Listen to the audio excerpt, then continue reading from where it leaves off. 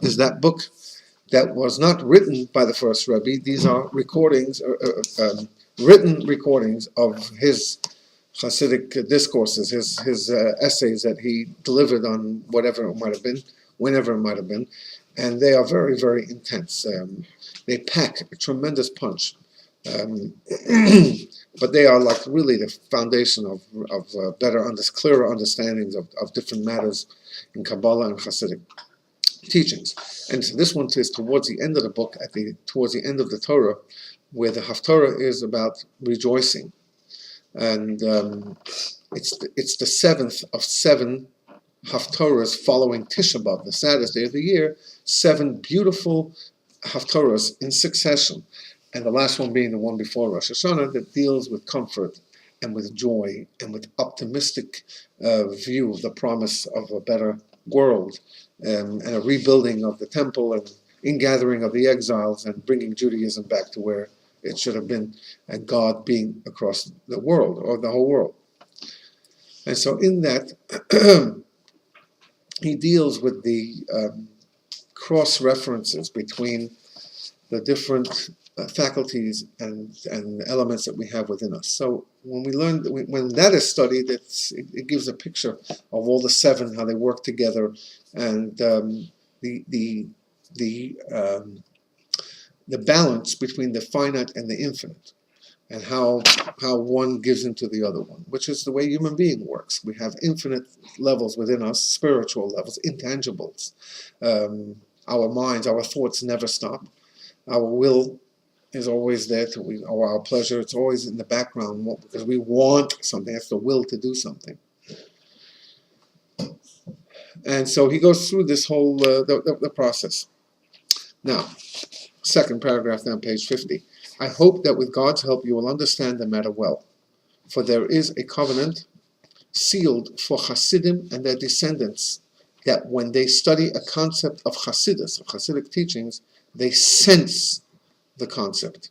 For in the blood flows the lachluchis. Lachluchis, look at number 51 on the bottom, literally moisture, referring to an intuitive sense and a warm regard for Hasidus. Someone who is flowing, because there's lots of fluids of the Hasidic thing moving within them.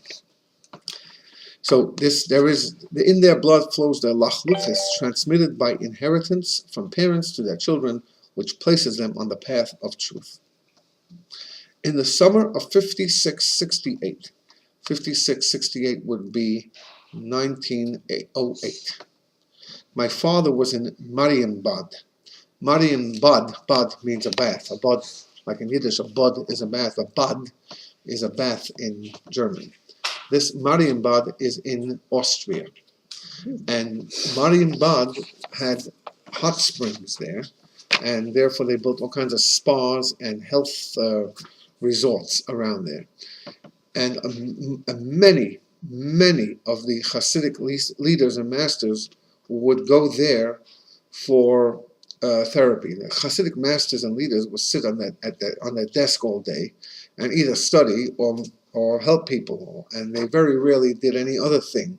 So they were very intensely involved in their service to God all day long, prayer and then study, and then seeing people, then praying and study. Hardly ever went out. Nobody went out, on vacation or anything else like that. And after a certain amount of years, it takes a toll on a person, not because he's not doing any exercise. They didn't overindulge in eating and anything like that. They ate just the bare essentials. They weren't involved with physical matters. But the praying for people, the emotions, hearing people and moving into their situation and trying to deal with this, it has sometimes a very, very strong effect when you see people and their troubles are so pronounced. The Rebbes of Chabad, who would see people, were known to have to go through more than one change of clothing in one night. At some point, the fourth Rebbe of Chabad, after about a half hour of seeing people, once called in his attendant, says, "Can you get me my other shirt?" He says, right away, and then he brings the shirt. He says, do you need another shirt now? We just had a new shirt you put on right before you started at 8 o'clock this evening. It's only 8:30. He says, when I see people, I don't just look at them and hear them. I have to take off my clothing, so it's all figuratively, and put on their clothing in order to be in their state, to understand them properly. And then, when I give them advice, I got to go out of their clothing and put back my clothes on, so I can look at it from my side as well as from their side now. And I've seen all these people in this last half hour. I'm sweating. I'm perspiring. And I've heard this from the Rebbe's attendants, that they, after a night like this, they would sometimes they had to discard the shirt. It was just sweated, because it wasn't just seeing people, it wasn't just hearing people, it was entering into that other person's status, into that other person's state. If you want to really be able to help that person, you've got to go into that person's state. The second Rebbe of Chabad, the son of the founding Rebbe, was once seeing people, and then he asked to stop the line. He's not seeing anybody else that day, and there was a line there, and that was highly unusual certainly in the Chabad circles. A Rebbe should just close the door like that. People are lined up, and he became very, very serious, and they thought that something terrible was happening to the Jewish people. Anyway, the next day, when he felt a lot better, he disclosed that a person came in to see him with a most shocking and terrible thing that he had committed. Later on, we found out that this person was a necrophilia. If you don't know what that means, simulator. And the Rebbe could not. This was so. The Rebbe said that in order to help a person, you have to be able to find that within you, even on a most minute level.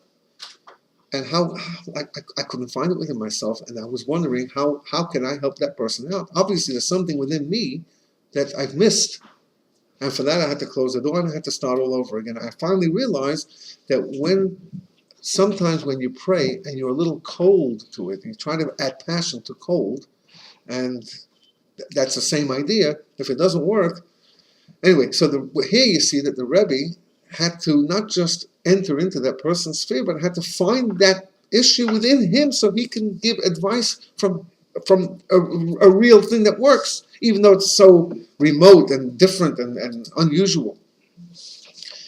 So seeing people, it was not just simply seeing people. It was much more than that. When you entered into the Rebbe's chamber, and I can tell you from my personal experience of being in the Rebbe's chamber, many times, thank God, I was privileged to be there at least 10 times.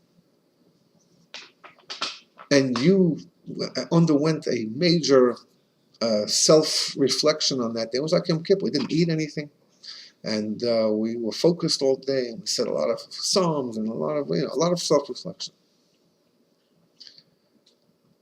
So the Rebbes worked hard. This wasn't just sitting around. They had to produce, they had to teach Torah, constantly, continuously. They were very engaged in prayer, especially when they were praying on behalf of others. And they were very engaged in helping other people. This was a lot of work, but it was all work sitting on your desk. After many years, this can take a toll. So the Rebbes were advised by doctors to undergo certain treatments that would help them physically and also would help them mentally. And Marienbad was a major center where Rebbes, Hasidic Rebbes from Poland, or even non-Hasidic masters and leaders from the different parts of Lithuania, or from wherever. And the Rebbe, this fifth Rebbe of Chabad, in 1908, he was leading, Rabbi Shalom Ber, he was leading Chabad movement at that time. He went to Austria, he went to visit Freud, and he went to visit other people. He did an unbelievable amount of work behind the scenes. Sometimes he spent months there, because the doctor says, if you go back home, you're going to die. And he was that He was a very intense person, extremely intense, and they said, you have to stay here. There's something happening, and you gotta calm down, stay around here. So he went incognito many times, and he did unbelievable work, help, all behind the scenes. Many people didn't recognize him. There was no pictures those days, and Lubavitch was a very far-flung, distant village that most people didn't even know existed. And so in Marienbad, which had a lot of buds, a lot of baths, and places for them to for their physical bodies and strength. By the way, by the time all these rebbes came together, which they didn't have a chance to speak on the phone, there was none of that. When they came together over there, a lot of good things came out of that as well, not just physical things for themselves, but also spiritual things. Anyway, so this is Marienbad in Austria. So in the summer of 56-68, my father was in Marienbad. One of the elders of the Enlightenment was staying there as well. Enlightenment is the origins of the Reform movement. The Enlightenment started in the 1850s, and what they wanted to accomplish was that the Jews get out of the shtetl. That was the movement. Get out of the shtetl, become part of the society, and then the non-Jews will stop hating you because you'll be like them. You won't have these crazy ways, clothing that you wear, and you won't have the stigma of behind and backwards from this little shtetl, little villages that had nothing going on there. Yeah, get involved with the sciences and everything else. Now, if you wanted to start a movement like that, okay. But what they insisted was that every single Jew in the world, especially in Russia, which had the most amount of Jews, should be that way as well. So they went to the governments and they tried to get the governments to enforce all schools, all education, to teach the Torah in a different way. This was the beginning. That's the Reform movement wasn't just simply saying we've had enough. It was we want to turn over Judaism. They called themselves the Enlightenment. From those reform, there's nothing left. Herzl was one of those people who envisioned the land of Israel for the Jews. Oh, by the way, they are trying to pass a thing in Israel now that Israel is a land for the Jews, which is what the most secular of Jews had said. And today everybody says, racism, apartheid. You understand where we've headed. Anyway, so Herzl, every single one of Herzl's children converted to Christianity, just by the way. So nothing remained of Judaism. If you break the authenticity of Judaism, it doesn't have the same punch. Eventually, the children don't understand the contradiction between this life of I am committed to Judaism versus, but I'm not committed to the Judaism that's there. The Torah says you have to do this and that and the other. So what are you committed to? Oh, the Torah was man-made, so you can choose what you want. Well, if you choose what you want, then nothing is.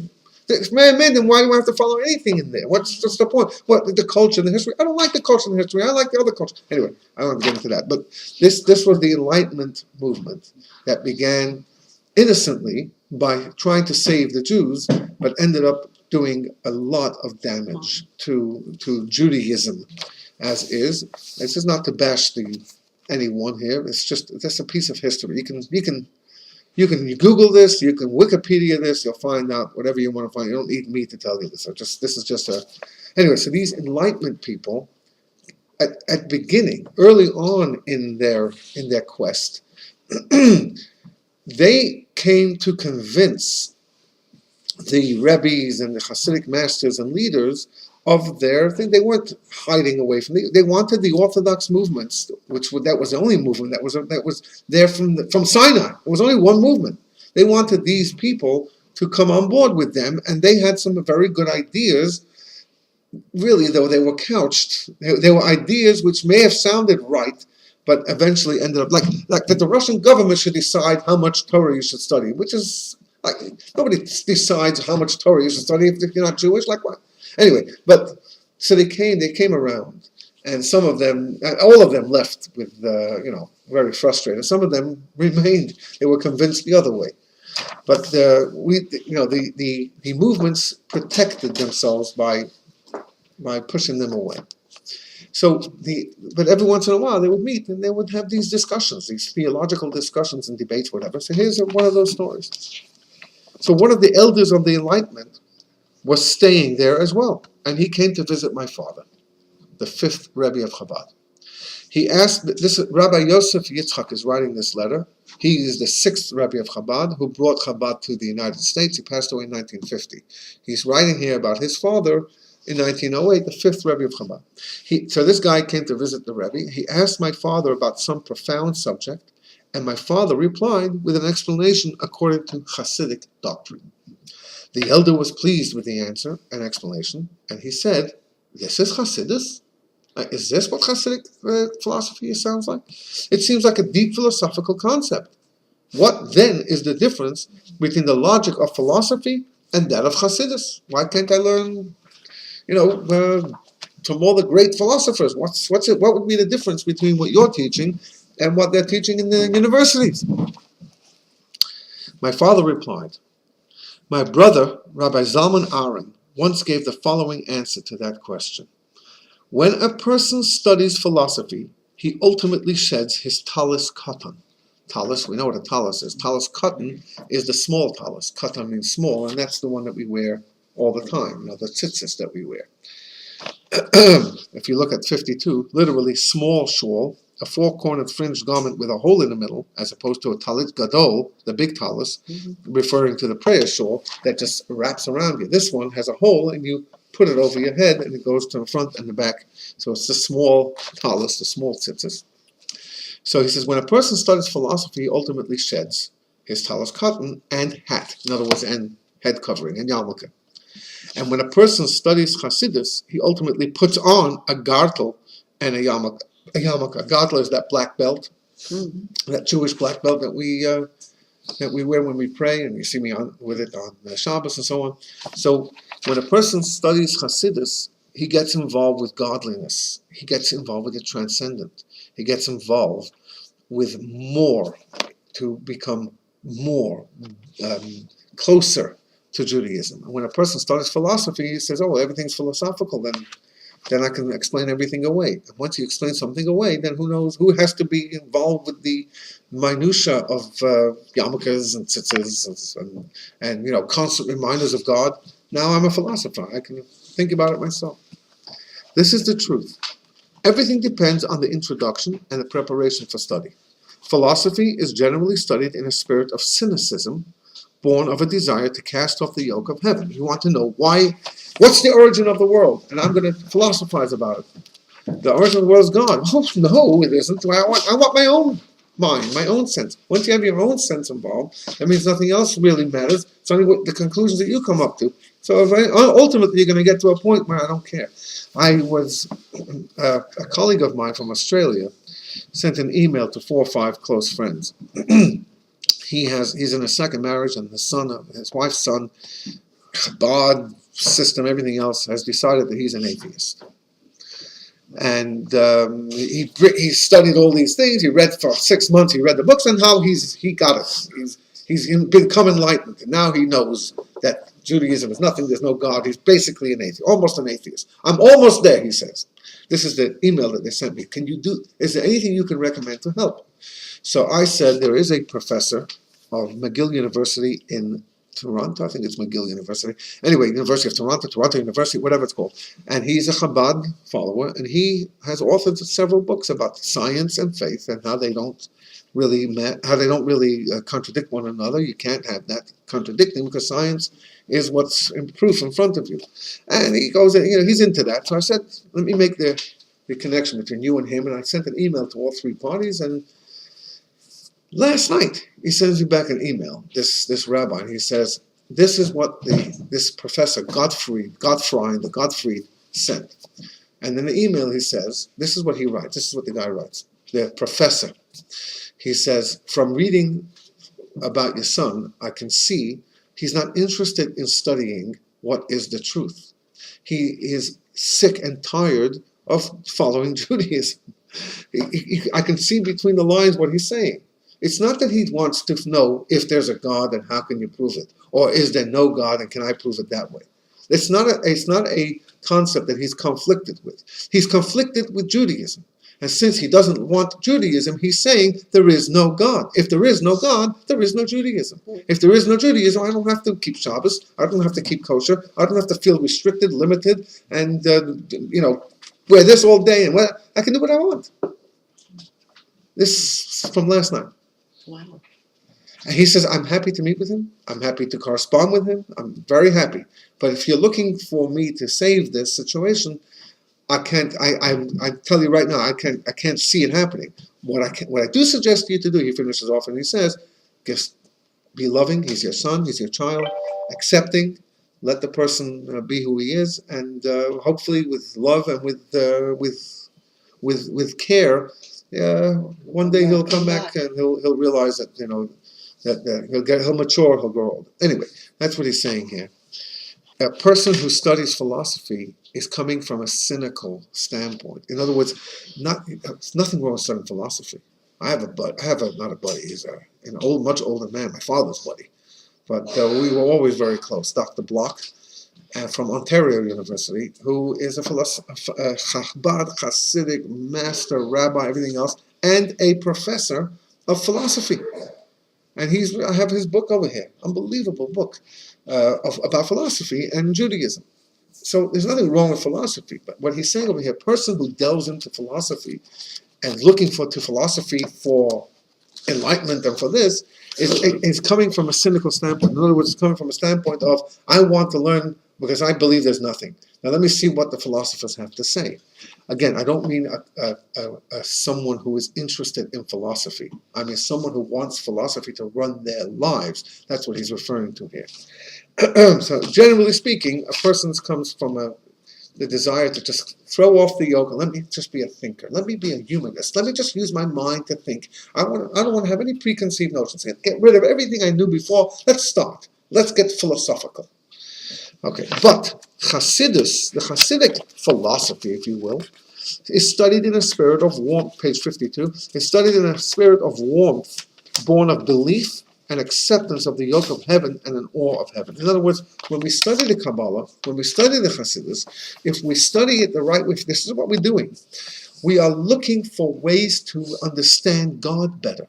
And therefore, and that is done in Hasidic teachings by understanding ourselves better. Once we understand ourselves, then we can get closer to God, because then we understand who we are, what are our strengths, maybe what are our limitations, and how we can get closer to God. We understand God, we understand ourselves, and we try to bridge the gap. That's the point of studying Hasidus. It's not a philosophy. It's a philosophy to get closer to God, not to get out away from God. This, my father concluded, is the fruit of the devotion of the early Hasidim to the Hasidic teaching, to the Hasidus. They bequeathed to their children and their children's children some spiritual lachluchis, that fluid, that moisture, so that a Hasidic concept sticks to them. A Hasidic axiom is absorbed well by them and places them on the path of truth. And with regard to the journey that you mentioned in your letter, if you can arrange your present business in a secure manner, along with the expense of the journey and the time it will require, until, with God's help, you will get organized in a proper manner, it would be most appropriate to you. He's giving him the advice for his life. Go through all the world. Now let me tell you about your business and your future for the next 20 years. Go for it, if you can get organized. May God help you with whatever you need, materially and spiritually. He who seeks your welfare and blesses you, signature of the Rebbe. And that brings us to a close. What was the question at the beginning? What was the question at the beginning? Who cares? The question was, can the infinite work with the finite, and is there finite in the infinite? Now, the question was, can you say that there's finite in the infinite? And he just went through this entire process of explaining the four worlds and all of that, and then somehow getting into the finite and infinite and so on. This was the third Rebbe? Which Rebbe is this? This is written by the sixth Rebbe, who passed away in 1950 and is buried beside his seventh Rebbe and successor, this Rebbe. They are buried at the same, right side by side. And that brings us to a close of this book. There is a brief biography in the back of this book of Rabbi Yosef Yitzchak. The brief biography is 15 pages. It's just brief. And And if you want to learn more about him, this book we have now completed, so it's available if anybody wants to read it. I'm going to end up taking these books and putting them in our library, so if anybody wants to come in and peruse them, they can go ahead and do it. 3, I've got like 6. We, He's a little bit later.